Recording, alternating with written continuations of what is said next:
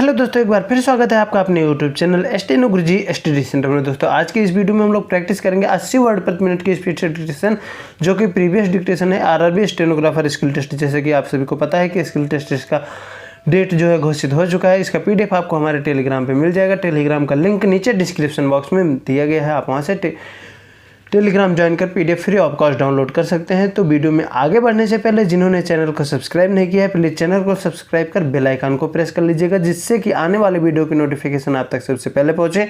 और अपने दोस्तों के साथ भी शेयर कीजिएगा, जिससे कि इसका लाभ आपके दोस्तों को भी मिले। तो ज़्यादा देरी न करते हुए हम डिक्टेशन के प्रैक्टिस कर लेते हैं।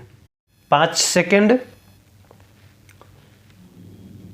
स्टार्ट। भारत की विविधता, अनेकता और परिपूर्णता इसे एक ऐसा गुलदस्ता बनाती है जो कि हर प्रकार के रंग बिरंगे पुष्पों से सुशोभित है। दुनिया में शायद ही कोई ऐसा देश होगा जिसे इतनी भौगोलिक, सामाजिक और दोहरी जीवी विविधता देखने को मिलती है।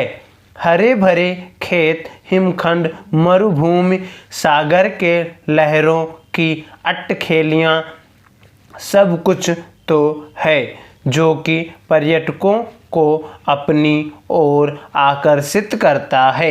हमारे देश में पर्यटन स्थलों की कोई कमी नहीं है।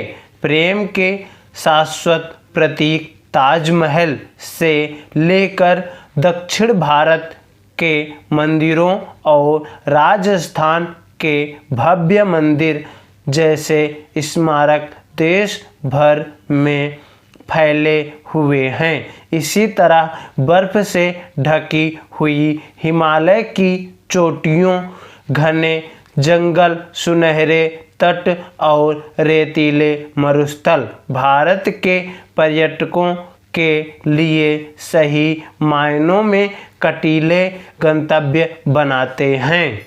चिकित्सा, आरोग्य और गोल्फ जैसे खेलों के खास मकसद से यात्रा करने वाले पर्यटकों के लिए भी भारत के पास देने को बहुत है। महात्मा गांधी ने एक बार कहा था कि भारत गांवों में बसता है। भारत का ग्राम्य जीवन कुशल भारत की तस्वीर प्रस्तुत करता है। हमारे गांव देश की तहजीब और परंपराओं का खजाना है। महानगरों का गहमा गहमी से दूर गांवों में जीवन में सजग गति से जीने का अनुभव मन में नई स्फूर्ति का संचार करता है। हमारी अनोखी कलाओं और शिल्प के अनुभवी कलाओं और दस्तकार गांव में ही निवास करते हैं और कला व शिल्प को अपने मूल रूप से सहज कर रखे हुए हैं। ये कलाएं व हस्तशिल्प शहरों में मुश्किल से ही दिखाई देती हैं।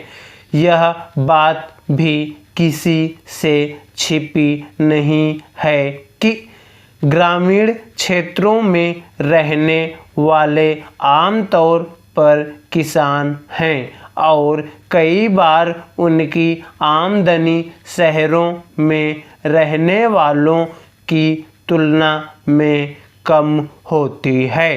गांवों में पर्याप्त संख्या में रोजगार के अवसर उपलब्ध नहीं हैं और बेहतर अवसरों की तलाश में शहरों को पलायन करने वाले युवक युवतियों की संख्या में लगातार इजाफा हो रहा है।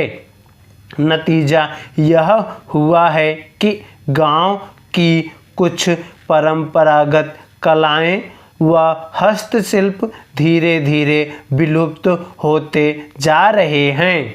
ग्रामीण पर्यटक एक ऐसा समाधान है जो उपयुक्त उठाए गए सभी सवालों का उत्तर दे सकता है। भारत के गांव हमेशा से अपने लोक कलाओं और हरित शिल्पों के लिए विख्यात रहे हैं। यही खजाना गांवों के देश भारत में ग्रामीण पर्यटक के दरवाजे खोल सकते हैं।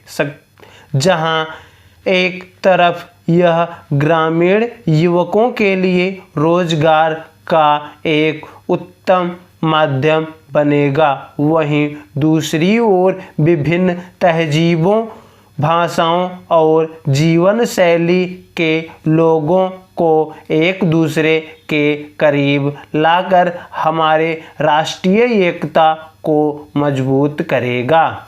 लेकिन ग्रामीण पर्यटन के विकास में कई चुनौतियां आवश्यक भी हैं। पहली यह है कि पर्यटकों में और कुछ ग्रामीण में इसके बारे में जागरूकता की कमी है। किसी गांव में बहुत अच्छा सामान्य स्थल हो सकता है, पर गांव वालों को खुद आभास नहीं होता कि वह स्थल पर्यटन का केंद्र बनकर उनके आर्थिक सामाजिक जीवन में आमूल-चूल परिवर्तन ला सकता है।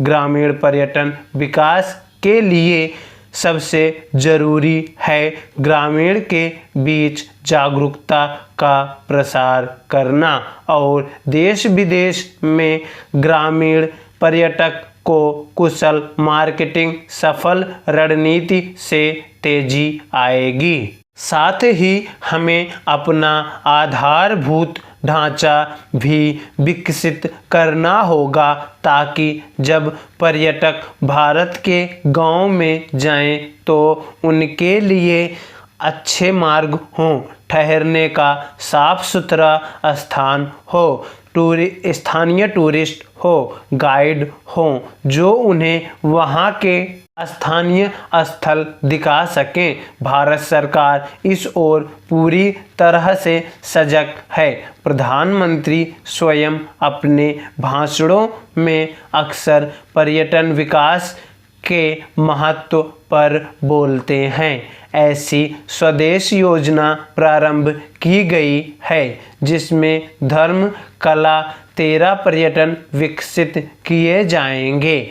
ग्रामीण सर्किट भी इन 13 पर्यटक में से एक है। पर्यटन को विकसित करने के लिए केवल भौतिक अवसंरचना काफ़ी नहीं है, बल्कि इसके लिए सक्षम मानव संसाधन भी उतना ही जरूरी है। इसके लिए ग्रामीण युवकों के आचार व्यवहार के बारे में प्रशिक्षित करना होगा ताकि वे पर्यटक से प्रभावी संवाद कर सकें। साथ ही अपने अतिथि के लिए मशहूर ग्रामीण को यह प्रशिक्षण देना होगा कि वे कैसे एक पर्यटक द्वारा अपने गांव में बिताए पलों को यादगार बना सकें, ताकि वे पर्यटक न केवल खुद लौट कर आएं बल्कि औरों को भी साथ लाएं। एक गांव में सुरक्षित और निर्मल पर्यटन स्थल में लाने के लिए वहां के स्थानीय समुदायों की भागीदारी अति आवश्यक है।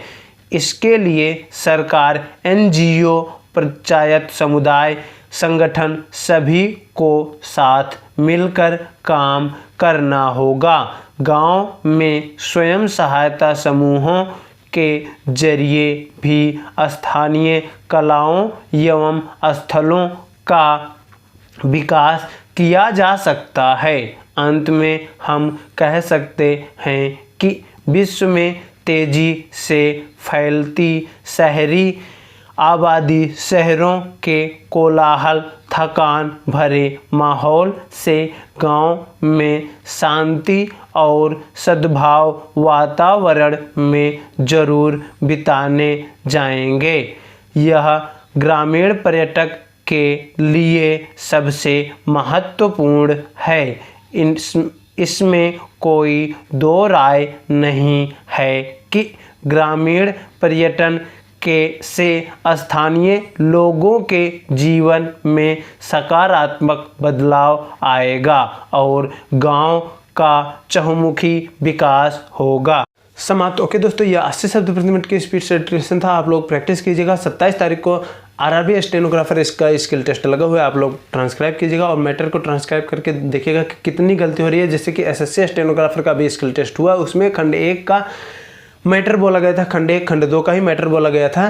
तो आप लोग तैयारी कर लीजिएगा। कोई सा भी मैटर आए, कहीं से भी बोला जाए, आप लोग जो है तैयारी किए रहेंगे तो कहीं पे भी कोई भी हिचकिचाहट नहीं होगी। आप कैसा भी मैटर मिलता है आप लोग ट्रांसक्राइब कर लेंगे और अच्छे से अच्छा स्कोर कर पाएंगे। और इसका पीडीएफ आपको हम अपने टेलीग्राम पे भेज देंगे। आप लोग टेलीग्राम ज्वाइन करके पीडीएफ डाउनलोड करके वहाँ से आप मिला लीजिएगा। और चैनल पे पहली बार विजिट कर रहे हैं तो चैनल को सब्सक्राइब कर बेल आइकन को प्रेस कर लीजिएगा। अपने दोस्तों के साथ भी शेयर कीजिएगा, जिससे कि इसी तरीके से और भी वीडियो डिक्टेशन आपसे कोई भी मिस ना हो। मिलते हैं नेक्स्ट वीडियो में, तब तक के लिए बाय। Thanks for watching. जय हिंद, जय भारत।